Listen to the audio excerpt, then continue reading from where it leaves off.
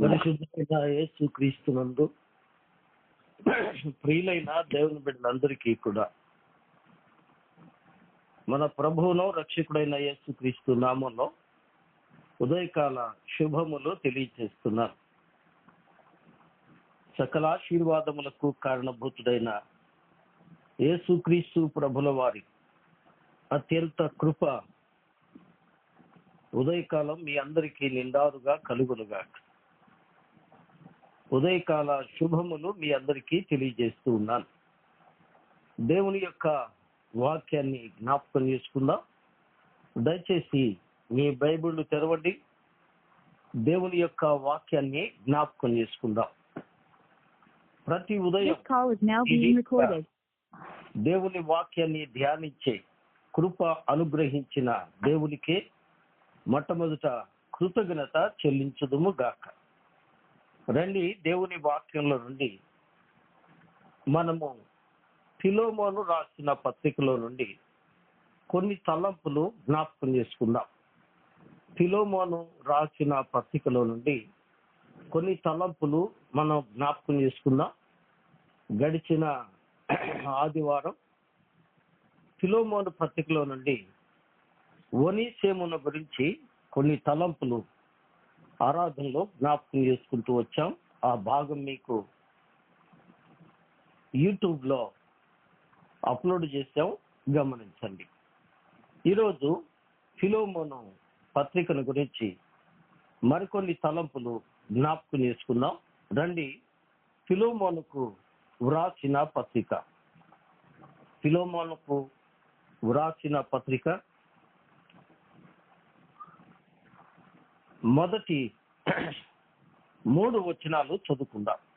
ఫిలోమోనుకు రాసిన పత్రిక మొదటి 3 వచనాలు చదువుకుందాం.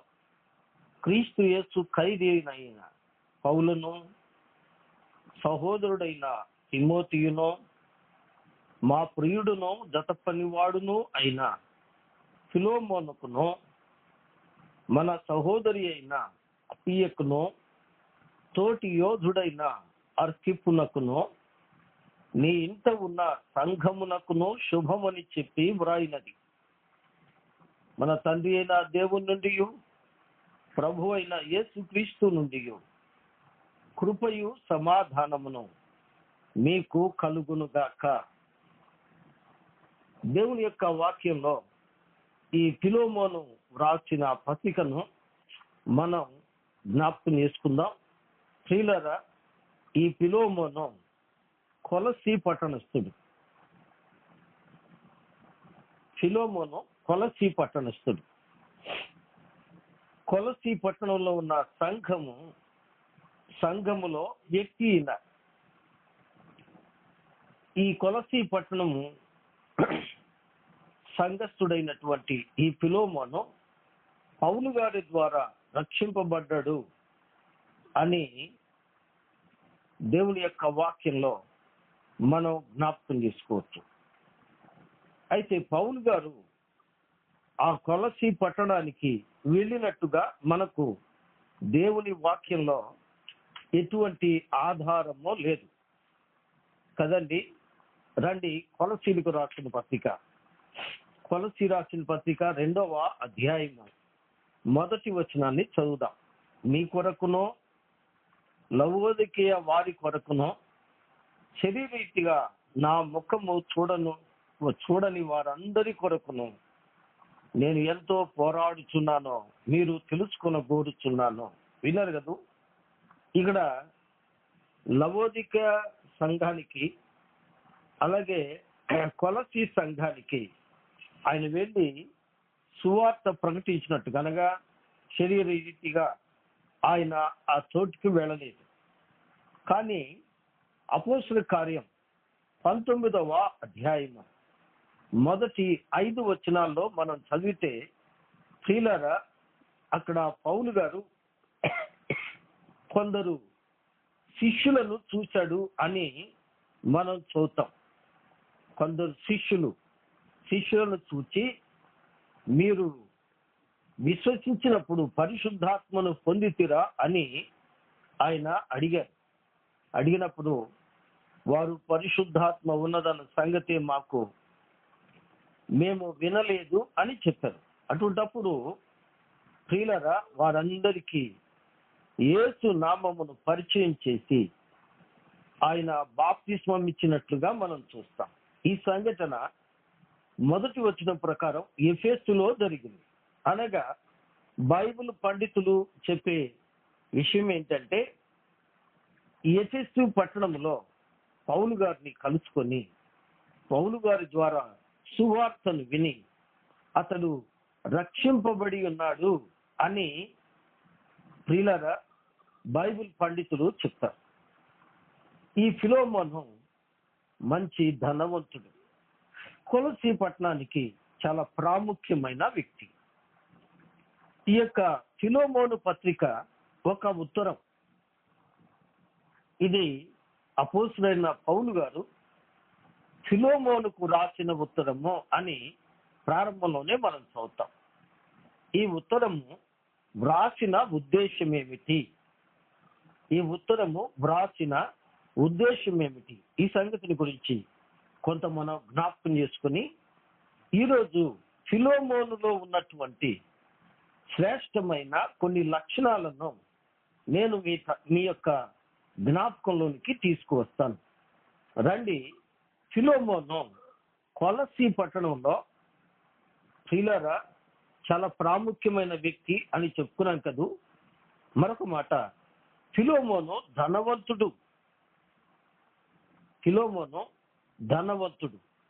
ఇతడు నూలు వర్తకం చేసేవాడు అని చరిత్రకారులు రాశారు. ఇతడు పెద్ద ధనవంతుడు అని చెప్పాను కదూ. ఆ రోమా సామ్రాజ్య కాలంలో ఫిలోమోను దగ్గర దాసులు ఉండేవారు.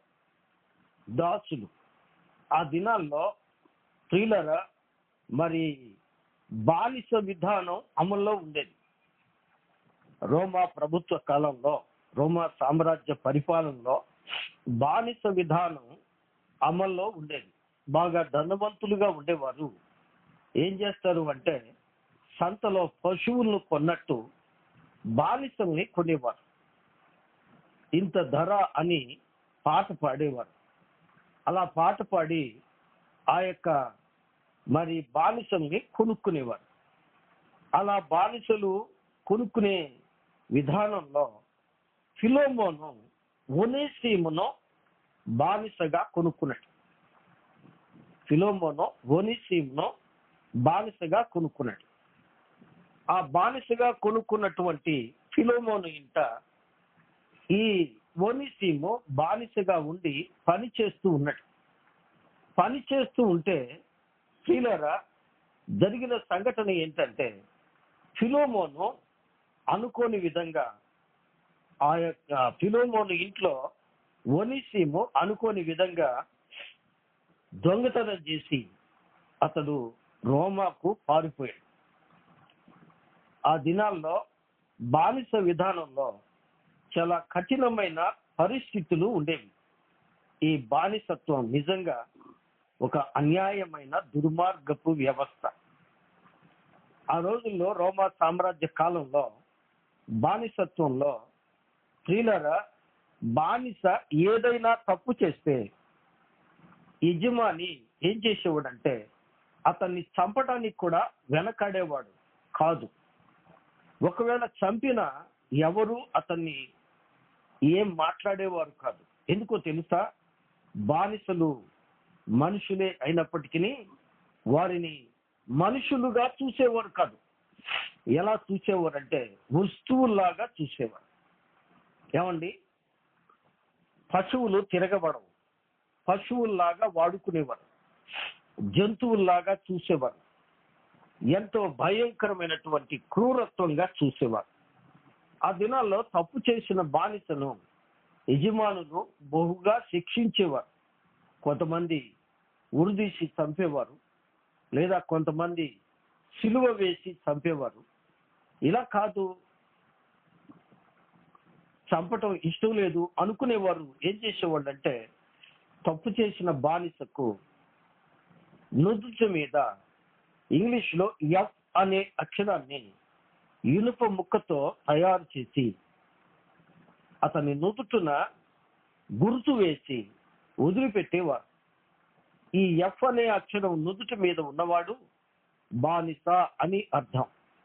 ఈ బానిస తప్పు చేశాడు అని అర్థం. కాబట్టి అటువంటి బానిస ఎవరికైనా దొరికితే పట్టుకొచ్చి తన యజమానికి తీసుకొచ్చి ఇవ్వడం, లేకపోతే అతనికి ఏ విధమైన సహాయం చేయకపోవడం ఇత్యాది ఆచారాలు ఆ దినాల్లో ఉండేవి. అలాగే ఒనేసిమో ఏం చేశాడు అంటే ఫిలోమోను గృహంలో దొంగతనం చేసి రోమాకు పారిపోయాడు. కొలసి ఆసియా ఖండంలో ఉంది, రోమా ఐరోపా ఖండంలో ఉంది. ఈ రెండు పట్టణాల మధ్య దూరం దాదాపు 1000 మైళ్ళు ఉంటుంది. ఒనేసిమో రోమాకు ఎందుకు పారిపోయాడు అంటే రోమా బహు జనసాంద్రత గల పట్టణం. ఆ దినాల్లో బహుశా అది రాజధాని అయి ఉండొచ్చేమో. చాలా గొప్ప పట్టణం. అక్కడ నన్నెవరు గుర్తుపట్టరు, నేను ఎవరికి దొరకకుండా హాయిగా బ్రతకొచ్చు అనుకున్నాడు ఏమో. అతడు అక్కడికి పారిపోయాడు. అలా పారిపోయి ఉన్నప్పుడు దురదృష్టవశాత్తు, స్త్రీలారా, దురదృష్టం అనకూడదేమో, ఇది అతని జీవితానికి ఆశీర్వాదం. అతడు రోమా సైనికులకు దొరికాడు. రోమా సైనికులకు దొరికినప్పుడు రోమా సైనికులు అతన్ని పట్టుకున్నారు. బహుశా అతని నొదుట ఉన్న ఆ యొక్క గుర్తును బట్టేమో పట్టుకుని తీసుకువచ్చి రోమా చెరసాల్లో వేశారు. రోమా చెరసాల్లో పౌలు గారు ఉన్నాడు. ఈ పౌలు గారు ఎటువంటి వాడంటే సమయం ఉండదు, సందర్భం ఉండదు. ఎటువంటి చిన్న అవకాశం దొరికినా కానీ ప్రభు సువార్త ప్రకటిస్తాడు. ప్రభు సువార్త ప్రకటించి ప్రియులారా అనేకులను ప్రభులోకి నడిపించే ఒక తపన, యాతన కలిగిన వాడు పౌలు గారు. ప్రియ దేవుని బిడ్డారా, ఇలాంటి తపన, యాతన ఈనాడు దైవ సేవకులమైన మనలో ఉండడం ఎంతైనా మేలని ప్రభు యొక్క ఉద్దేశం. అలాగైతే ఈ ఫిలోమోను దాసుడైనటువంటి ఒనేసిమో ప్రియులారా పౌలు గారి దగ్గరికి వెళ్ళినప్పుడు పౌలు గారు అతన్ని ప్రభువులోకి నడిపించారు. వినండి, ఫిలోమోను, ఒనేసిమో ఈ ఇద్దరు కూడా పౌలు గారి ద్వారా రక్షించబడ్డవారే. అలాగైతే పౌలు గారు అతన్ని ప్రభువులోకి నడిపించిన తర్వాత అతన్ని తన యొద్ద ఉంచుకోవడం మంచిది కాదని అతన్ని తిరిగి ఫిలోమోను యొద్దకు పంపించాడు. ఫిలోమోను యొద్దకు పంపుతూ ఫిలోమోనుకు ఈ విషయాన్ని తెలియచేస్తూ అతన్ని ప్రేమతో చేర్చుకోమని సిఫారసు ఉత్తరంగా ఈ ఉత్తరాన్ని వ్రాసాడు. ఇది ఈ ఉత్తరాన్ని గురించినటువంటి సందర్భం. ఈ ఒనేసిమో ఈ ఉత్తరాన్ని తీసుకొని ఫిలోమోను దగ్గరికి ప్రయాణమై వెళ్ళాడు కదండి. ఇది విషయం. ఇక గమనించండి, ఫిలోమోను గురించి వ్రాయబడిన మాటలు దయచేసి గమనించండి. ఫిలోమోను గురించి వ్రాయబడిన మాటలు. 1, ఫిలోమోను బహు ధనవంతుడు. ఇందాక చెప్పాను, నూలు వర్తకం చేసేవాడు అని చరిత్రకారులు రాశారు. ఇతనికి ఒక పెద్ద ఇల్లు ఉంది. అందుకే చూడండి, దేవుని వాక్యంలో ఫిలోమోనుకు రాసిన పత్రిక 1వ అధ్యాయం ఉంది. ఇందులో 25 వచనాలు ఉన్నాయి. అందులో 2వ వచనం చివరి భాగంలో అంటాడు, నీ ఇంట ఉన్న సంఘమునకు అని. అతని ఇంట్లో ఏముందండి? సంఘం ఉంది. మన ఇంట్లో సంఘం ఉందా? ఇళ్లలో సంఘం ఏందండి, ఏ రోజులు ఇవి అని చాలా మంది ప్రశ్న వేస్తారు. కానీ నీ ఇంట కుటుంబ ప్రార్థన ఉందా అనేది తప్పక వేయవలసిన ప్రశ్న కదూ. నీ ఇంట కుటుంబ ప్రార్థన ఉందా? సంఘాలు కుటుంబాలతో ప్రారంభమవుతాయి. కుటుంబం సంఘం ఒకటే, కుటుంబమే సంఘం. కాబట్టి కుటుంబాలు ప్రార్థన కూటంలో కూర్చుంటే అవి సంఘాలుగా మారడానికి అవకాశం ఉంది. కాబట్టి ఈ కొలసీ పట్టణంలో ఉన్న ఈ ఫిలోమోను బహు ధనవంతుడై ఉండి అతనికి ఒక పెద్ద ఇల్లు ఉండి ఆ ఇంటిని కొలసీ సంఘస్థులు కూడుకోవడానికి అతడు ఇచ్చివేశాడు. ఇది ప్రభు పట్ల ఆయనకున్న ప్రేమ ఆసక్తిని చూపిస్తుంది.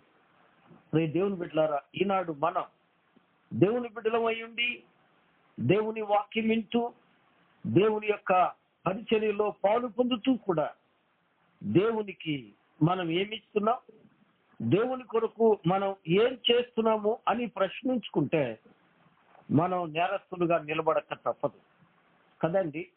నిజమే, బర్నబా మిగుల ఆస్తి గలవాడై ఉండి అపోస్తలుల కార్యం 4వ అధ్యాయంలో ఏం చేశాడు అండి?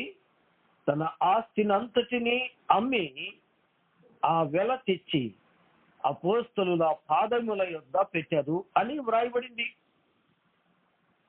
ఏమండి, కానీ మనలో చాలా మంది ఎలా ఉంటారు అంటే అపోస్తలుల కార్యం 5వ అధ్యాయంలో కనబడతారు. ఎవరండి? ఒక భార్య, ఒక భర్త. ఏమండి, వారిరువురు ఈ యొక్క బర్నబాను చూసి మేము కూడా దేవుని కొరకు ఇస్తాము అన్నంత. కానీ ఎంత ఇచ్చారు అంటే ఏమండి, ఇద్దరు కలిసి ఆస్తిని అమ్మి అదంతయు దేవునికి ఇవ్వడానికి ఇష్టం లేక అందులో ఎంతో కొంత తీసుకొచ్చి ఇచ్చి అంతా ఇచ్చాము అని చెప్పుకుంటూ ఉన్నారు. అందుకనే అననీయ సఫేరా ఇద్దరు కలిసి ప్లాన్ చేసి ఆ విధంగా ప్రవర్తించి వారు మరణాన్ని పొందుకున్నారు అనే సత్యాన్ని మనకు దేవుని వాక్యం చెప్తుంది. ఇంతకీ మన సమర్పణ ఎటువంటిది అనే సత్యాన్ని గమనించాలి. ఏమండి, ఫిలోమోను తన పెద్ద ఇల్లు సంఘానికి అప్పగించాడు. ఇతని సమర్పణ చాలా గొప్పది. ఇందులో కొన్ని ఇబ్బందులు ఉన్నాయి. గృహాలు సంఘం కూడుకోవడానికి ఇవ్వడానికి ఇంటి యజమానులు ఇష్టపడవచ్చు. అయితే ఇంటి యజమానుడు అందరూ ఇష్టపడతారా? భర్త దేవుని కొరకు చేద్దాము అంటే ఇష్టపడే భార్యలు ఉన్నారా? కదండి. ఒకవేళ భర్త భార్య ఇష్టపడ్డ పిల్లలు సహకరించకపోవచ్చేమో. ఇదొక బలహీనత కదండి. ఇంకా ముందుకు వెళితే ప్రియులారా, ఒక గృహంలో కూడుకుందాము అండి అంటే మరొక సమస్య ఉంది. అదేంటి అంటే ఆ ఇంటికి వాళ్ళతో మేము పలకం, మేము రావండి అనేవాళ్ళు ఉంటారు. ఆ ఇంటి దగ్గరికి మేము రావండి, వాళ్ళంటే మాకు పడదు అనేవాళ్ళు ఉంటారు కదండి. కానీ ఫిలోమోను ఎంత మంచివాడు అంటే ఫిలోమోను ఇల్లు అందరికీ యోగ్యమైంది, అందరికీ ఇష్టమైంది, ఎవరికి అభ్యంతరము లేనటువంటి ఇల్లు కదండి. మన సమర్పణ, మన పరిచర్య అలాగూ ఉందా అండి అని ప్రశ్నించుకోవాలని ప్రభు పేరిట నేను ఈ ఉదయ కాలం జ్ఞాపకం చేస్తున్నా. ఎవరికి అభ్యంతరము లేని, అందరికీ ఇష్టమైన దేవుని దాసులంగా, దేవుని పరిచారకులంగా, సంఘ బిడ్డలంగా మనం ఉన్నామా? సంఘానికి మేలుకరంగా ఉన్నామా? సంఘానికి అభ్యంతరకరంగా ఉన్నామా అనే సత్యాన్ని పరిశీలించుకోవాలి. ఫిలోమోను గారి భార్య పేరు అప్పియ, ఇక్కడ వ్రాయబడింది. ఫిలోమోను గారి భార్య పేరు అప్పియ. ఏమండి, సహోదరి అయిన అప్పియ అని రాశారు. ఫిలోమోను గారి యొక్క కుమారుని పేరు అర్ఖిప్పు. ఫిలోమోనును పోలి కొందరు దేవునికి పరిచర్యకు తమ గృహాలను ఇచ్చేస్తారు. వాళ్ళు ఎవరు కొద్దిగా జ్ఞాపకం చేసి నేను ముందుకు వెళ్తాను. అటు వాటిని గురించి చెప్తున్నాను, జ్ఞాపకం చేసుకోనండి.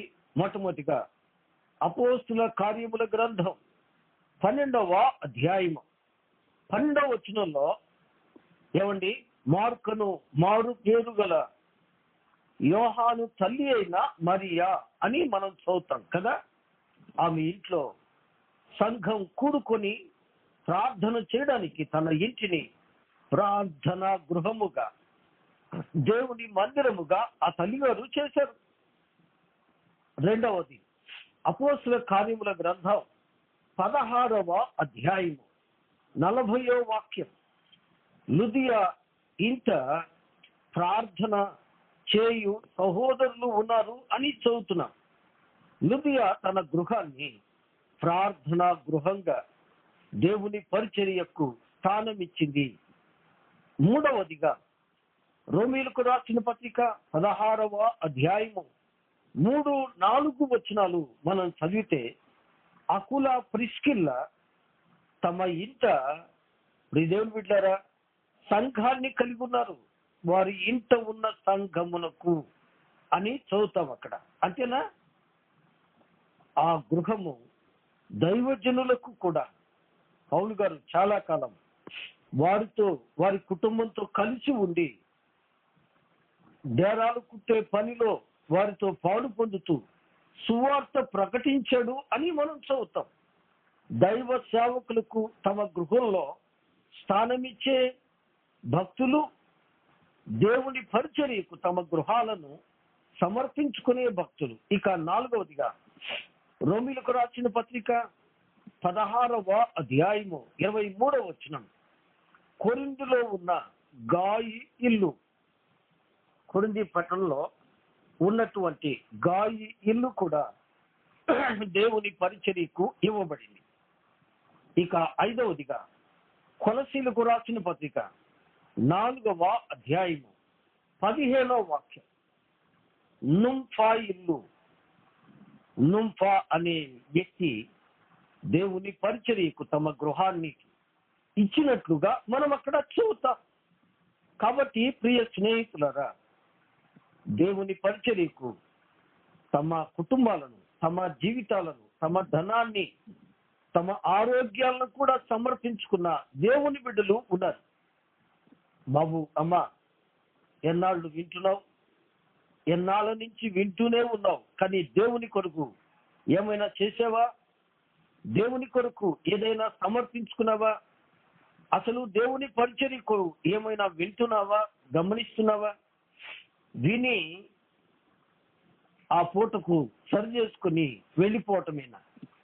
దేవుని కొరకు ఏదైనా చేసేది ఉందా అని ప్రభు పేరిట నేను జ్ఞాపకం చేస్తున్నాను.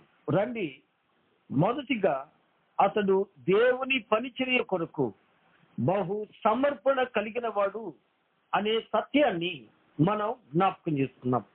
ఇక రెండవదిగా చూడండి, రెండవదిగా దేవుని వాక్యంలో నుంచి ఫిలోమోను రాసిన పత్రిక 1వ అధ్యాయం 7వ వచనాన్ని చదువుతున్నాను. 7వ వచనాన్ని చదువుతున్నాను అండి. సహోదరుడా, పరిశుద్ధుల హృదయములు నీ మూలముగా విశ్రాంతి పొందినందున నీ ప్రేమను బట్టి నాకు విశేషమైన ఆనందమును ఆదరణయు కలిగెను. ఇక్కడ 3 విషయాలు ఉన్నాయి. 3 విషయాలు. ఒకటి, అతడు ప్రేమ కలిగిన వాడు. ఫిలోమోను అనే పేరుకు అర్థం ప్రేమ గలవాడు. ఒనేషిము అనే పేరుకు అర్థం సహాయకరమైన కదండి. కాబట్టి ఈ ఫిలోమోను ఎటువంటి వాడండి? ప్రేమ గలవాడు. ఏమండి, దేవుడు ప్రేమ స్వరూపి అని దేవుని వాక్యంలో మనం చూస్తాం. కాబట్టి దేవుని యొక్క దాసుడు ప్రేమ కలిగిన వాడుగా ఉండాలి.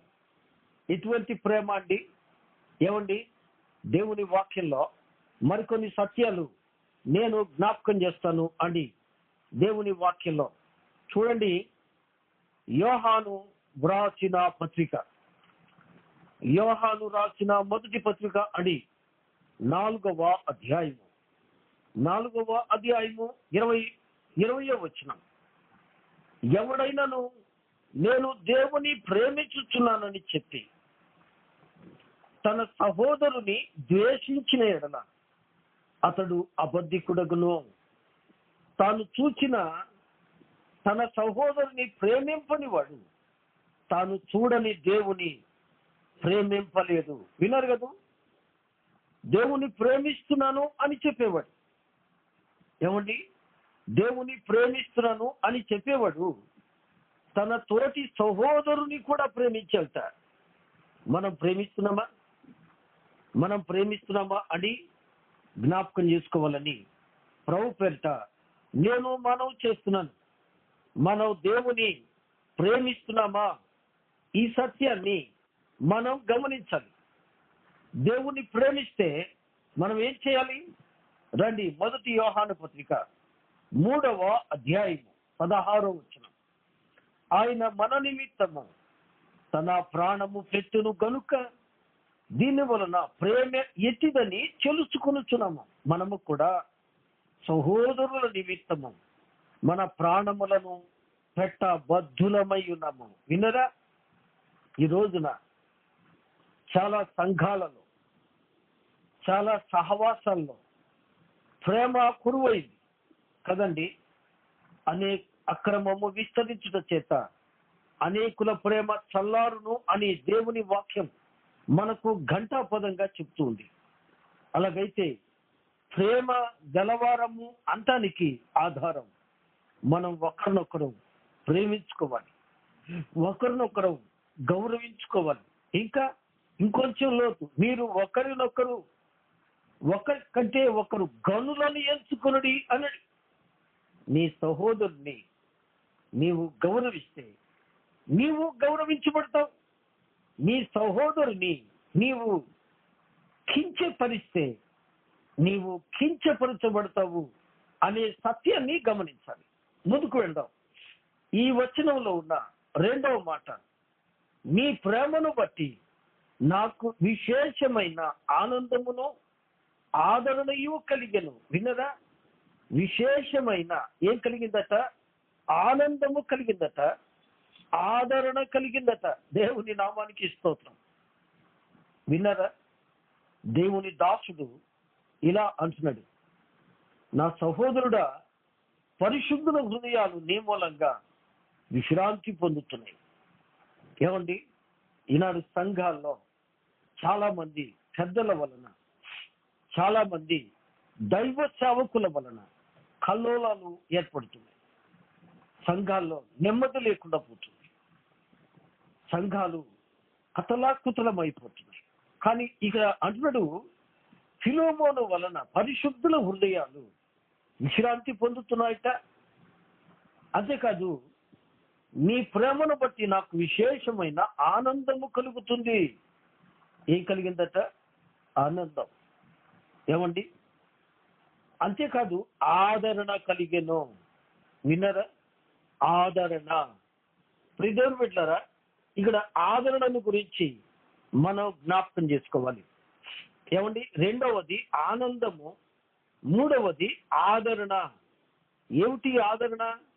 కష్టాల్లో ఉన్నప్పుడు ఆదరించేవారు కావాలి. దేవుని వాక్యంలో కొన్ని వచనాలు చెప్తాను, గుర్తుపెట్టుకోండి.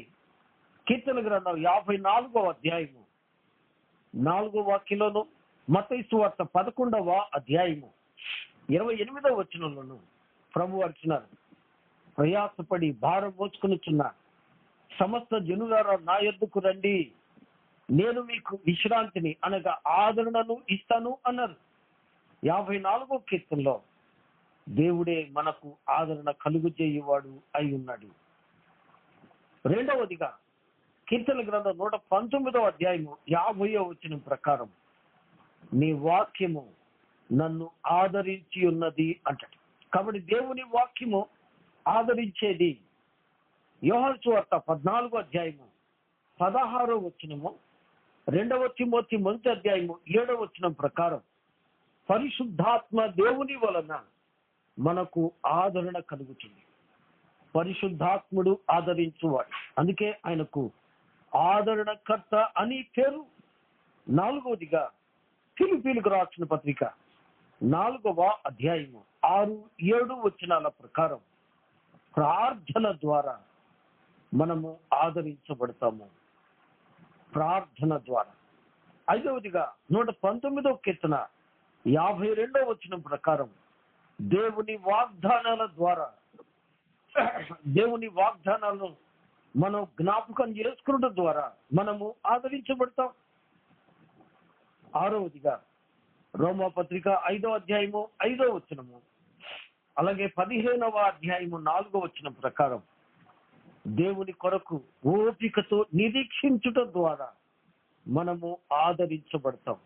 ఇంకా 1 దశలోనికి రాసిన పత్రిక 3వ అధ్యాయము 7వ వచనములోను, మరొక మాట కొలసీలకు రాసిన పత్రిక 4వ అధ్యాయము, కొలసీ పత్రిక అని 4వ అధ్యాయము 11వ వచనాన్ని మనం చదవాలి. 11వ వచనాన్ని ఇక్కడ భక్తుడు ఏమంటున్నాడు చూడండి. కొలసీలకు రాసిన పత్రిక 4వ అధ్యాయము 11వ వచనము, మరియు యూస్తును యేసు కూడా మీకు వందనములు చెప్పుచున్నాడు. వీరు సున్నతి పొందిన వారిలో చేరిన వారు. వీరు మాత్రమే కాదు, దేవుని రాజ్యము నిమిత్తము నా జత పనివారై ఉన్నారు. వీరి వలన నాకు ఆదరణ కలిగెను. ఎవరి వలన ఆదరణ కలిగింది ప్రియులారా? ఎవరి వలన ఆదరణ కలిగింది? ఎవరి వలన అనగా ప్రియులారా, దేవుని యొక్క దేవుని బిడ్డల వలన, సహోదరుల వలన పౌలు గారు ఆదరించబడ్డారు. అనగా తోటి సహోదరులను ఆదరించే గుణ లక్షణాలు కలిగిన సహోదరులు కావాలి. మరొక మాట దశలోనికి రాసిన 1 పత్రిక 3వ అధ్యాయము 7వ వాక్యం చదువుతున్నాను. అందుచేత సహోదరులారా, మా ఇబ్బంది అంతటిలోను, శ్రమ అంతటిలోను మీ విశ్వాసమును చూచి మీ విషయములో ఆదరణ పొంది ఉన్నాము. విన్నారు కదా? ఆదరణ పొంది ఉన్నాము. ఇక్కడ ఆదరణ పొంది ఉన్నాను అంటున్నాడు భక్త పౌలు. దేవుని నామానికి స్తోత్రం. గమనించారా? తోటి విశ్వాసులను ఆదరించే గుణం కలిగిన వాడు ఫిలోమోను సమర్పణ కలిగిన వాడు, ఫిలోమోను ప్రేమ కలిగిన వాడు, ఫిలోమోను దేవుడి యొక్క బిడ్డలకు విశ్రాంతియు ఆనందమును కలిగించేవాడు, ఫిలోమోను ఆదరణ కలిగించేవాడు కదండి. తోటి దేవుని బిడ్డలను ఆదరణ కలిగించే గుణ లక్షణం కలిగిన వాడే, కానీ గొడవలు తెచ్చేవాడు కాదు, సమస్యలు తెచ్చేవాడు కాదు అనే సత్యాన్ని మనం గమనించాలి. ఇక 14వ వచనాన్ని చూద్దాం. నీ ఉపకారము బలవంతము చేతనైనట్టు కాక స్వేచ్ఛాపూర్వకముగా ఉండవలనని నీ సమ్మతి లేక ఏమీయో చేయుటకు నాకు ఇష్టము లేదు. వినరా? అతడు ఉపకారము చేయువాడు. ఎంత మంచి మాట అండి. అతడు ఉపకారము చేయువాడు అని మనం ఇక్కడ చదువుతున్నాం. ఉపకారము, అతడు ఉపకారి. దేవుని వాక్యంలో మనం జ్ఞాపకం చేసుకుంటున్నాం. అలాగైతే హెబ్రీయులకు రాసిన పత్రిక అండి, హెబ్రీయులకు రాసిన పత్రికలో ఒక చిన్న మాట మనం జ్ఞాపకం చేసుకుందాం. హెబ్రీయులకు రాసిన పత్రిక 13వ అధ్యాయం 16వ వచనాన్ని చదువుకుందాం. హెబ్రీయులకు రాసిన పత్రిక 13వ అధ్యాయము 16వ వచనం. ఇక్కడ భక్త పౌలు ఏం చెప్తున్నాడు అనగా, ప్రియులరా చూడండి 16వ వచనం. ఉపకార ధర్మమును చేయ మరచిపోకుడి, అటు యాగములు దేవునికి ఇష్టమైనవి. వినరా? దేవుని బిడ్డలమైన మనం ఉపకారము చేసే వారంగా ఉండాలి తప్ప అపకారము చేసే వారంగా ఉండకూడదు. ఉపకారం, యెహోవా అందరికీ ఉపకారి. ఫిలోమోన్లో ఎంత మంచి లక్షణాలు ఉన్నాయో చూసారండి.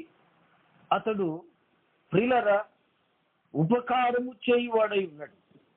కడమ ఆఖరి మాట, ఈ ఫిలోమోనుకు ఈయన ఉత్తరం రాసి ఒనేసిమును పంపించి ఒనేసిమును క్షమించి, ఒనేసిము ఒకవేళ ఏదైనా నీకు నష్టం కలిగిస్తే అది నేను తీరుస్తాను అని చెప్తూ ఇలా అంటాడు. చూడండి, ఫిలోమోను పత్రిక 21వ వచనం, నేను చెప్పిన దానికంటే నీవు ఎక్కువగా చేతువని ఎరిగి నా మాట విందువని నమ్మి నీకు వ్రాయిచున్నాను.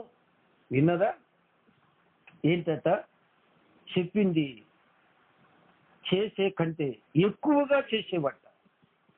ఈ సందర్భంలో ఒక వచనాన్ని మనం చదవాలి. లూకా సువార్త 17వ అధ్యాయం 10వ వచనం. లూకా రాసిన సువార్త, సమయం అయిపోద్ది, మనం ముగించుకుందాం. లూకా రాసిన సువార్త 17వ అధ్యాయము 10వ వచనం. అటువలే మీరును మీకు ఆజ్ఞాపించబడినవన్నీ చేసిన తరువాత మేము నిష్ప్రయోజకులమైన దాసులమని, మేము చేయవలసినవే చేసి ఉన్నామని చెప్పుడి అనెను. ఎవరు చెప్పారు ఈ మాట? ప్రభువు చెప్తున్నారు, తన శిష్యులతో చెప్తున్నారు. మీరంతా చేసిన తర్వాత, చెప్పిందంతా చేశారు కాదంటలేదు, చెప్పిందంతా చేసిన తర్వాత మేము చేయవలసిందే చేసాం, అందుకంటే ఎక్కువ చేయలేకపోయాము అని చెప్పండి అన్నారు కదండి. చెప్పేది ఒకటి, చేసేది ఒకటి కదండి. రాజైన సౌలు దైవజనుడు చెప్పింది ఒకటి, అతడు చేసింది ఒకటి కదండి. తద్వారా దేవుని యొక్క చిత్తాన్ని చెప్పినందుకు ఏమండి, దైవజనుడి మీదనే పడి అతని పై వస్త్రమును చింపినట్టు మనం దేవుని వాక్యంలో చదువుతాం. ఈనాడు దేవుడు చెప్పినట్టు చేసేవారు ఉన్నారా? దేవుని వాక్యం చెప్పినట్టు చేసేవారు ఉన్నారా? దేవుని పని చెప్పింది, దైవ సేవకులు చెప్పింది చెప్పినట్టు చేసేవారు ఉన్నారా? ఈ రోజున దైవ సేవకులే విశ్వాసుల మాటలు వినవలసిన పరిస్థితి, దౌర్భాగ్యం కలిగినందుకు ఎంతో దుఃఖపడవలసిన సంగతి. దేవుని సేవకులు దేవుని వాక్యాన్ని బట్టి చెప్పింది దేవుని బిడ్డలు చేయాలి. ఎలా చేయాలి? చెప్పిన దానికంటే ఎక్కువ శ్రద్ధతో చేయాలి. కానీ చేస్తున్నారా? కదండి, చేస్తున్నారా? కానీ ఫిలోమోను చెప్పింది జాగ్రత్తగా చేసేవాడై ఉన్నాడు కదండి. రండి, ఫిలోమోను బహు సమర్పణ కలిగిన వాడు, ఫిలోమోను బహు ప్రేమ కలిగిన వాడు, ఫిలోమోను దేవుని బిడ్డల హృదయాలను విశ్రాంతితో నింపేవాడు, ఫిలోమోను దేవుని సేవకులను ఆనందపరిచేవాడు, ఫిలోమోను దేవుని బిడ్డల హృదయాలను ఆదరించేవాడు, ఫిలోమోను ఉపకారము చేసేవాడు, ఫిలోమోను ప్రియులారా దేవుని సేవకులు చెప్పింది చెప్పినట్టుగా, చెప్పిన దానికంటే అధికంగా చేసేవాడుగా ఉన్నాడు. అందుకనే భక్త పౌలు అంటున్నాడు, నీవు నా మాట విందువని నేను నీకు నా స్వహస్తాలతో వ్రాస్తున్నాను అంటాడు కదండి. ఎంత చక్కని మాట. ఈ ఫిలోమోను పౌలు భక్తుడితో కలిసి సేవ చేసినట్టుగా మనం ఎక్కడ చదవం. కానీ ఫిలోమోను గురించి ఏం చెప్పాడు అని, మన సహోదరుడు అయిన మా ప్రియుడును జత పనివాడునైనా ఫిలోమోను, మొదటి వచనం కదా. మా ప్రియుడు జత పనివాడైన ఫిలోమోను, జత పనివాడుగా గౌరవించాడు భక్త పౌలు. వింటున్నారా? ఎంత శ్రేష్టమైన లక్షణాలు అండి. ఈనాడు ఫిలోమోను వలె మనం జీవించాలి. అతడు ప్రార్థించేవాడట. ఏమండి, అతడు ఎల్లప్పుడూ ప్రార్థించేవాడట, నిత్యము ప్రార్థనాపరుడు. అందుకే 22వ వచనంలో అంటాడు, అంతేకాదు నీ ప్రార్థనల మూలముగా నేను నీకు అనుగ్రహింపబడునని నిరీక్షించుచున్నాను గనుక నా నిమిత్తము బస సిద్ధము చేయుము. వినరా? అతడు బహుగా ప్రార్థించేవాడు అని దైవజనుడు చెప్తున్నాడు. ఇక ఈ లక్షణాలన్నిటినీ మనం ఒక్కసారి బేరీజు వేసుకుని చూసుకుంటే ఫిలెమోనులో ఉన్న ఈ శ్రేష్టమైన లక్షణాలు మనలో ఉన్నాయా లేవా పరిశీలన చేసుకోవాలి. మనం ఫిలెమోను వంటి మాదిరికరమైన క్రైస్తవులుగా ఉన్నామా? ఫిలెమోను వంటి భక్తి జీవితాన్ని కలిగి ఉన్నామా? లేని ఎడల ఇదే మిక్కిలి అనుకూల సమయం. మన ప్రభువు మన కొరకు, ఏమండి, సహోదరుల కొరకు తన ప్రాణము పెట్టిన వాడై ఉన్నాడు. అందుకే మనం ఇందాక 1 యోహాను పత్రికలో చదివా 3:16 ఆయన మనలను ప్రేమించి మన కొరకు తన ప్రాణం పెట్టాడు కనుక, ప్రేమ అంటే ఏందో మనకు ఆయన నిరూపించాడు. కాబట్టి ఆయన మనల్ని ప్రేమించి మన కొరకు ప్రాణం పెట్టాడు. అలాగైతే మనం ఒకరి కోసం ఒకరు ప్రాణం పెట్టలేమేమో, కానీ ప్రేమ కలిగి ఉండమా? ఆదరించే వరంగా ఉన్నామా? వారి కొరకు ప్రార్థించే వరంగా ఉన్నామా? వారిని ప్రేమించే వరంగా ఉన్నామా? దేవుని పరిచర్య కొరకు మనల్ని మనం సమర్పించుకునే వరంగా ఉన్నామా? ఆలోచించాలని ప్రభు పేరిట మనవి చేస్తున్నాం. దేవుడు ఈ వాక్య భాగములను మనకు అనుగ్రహించినందుకు దేవునికి కృతజ్ఞత చెల్లిస్తూ దేవుని నామాన ఈ యొక్క వాక్య భాగాన్ని ముగిస్తున్నాను. దేవుడు మనందరినీ నిండారుగా ఆశీర్వదించును గాక. ఆమేన్.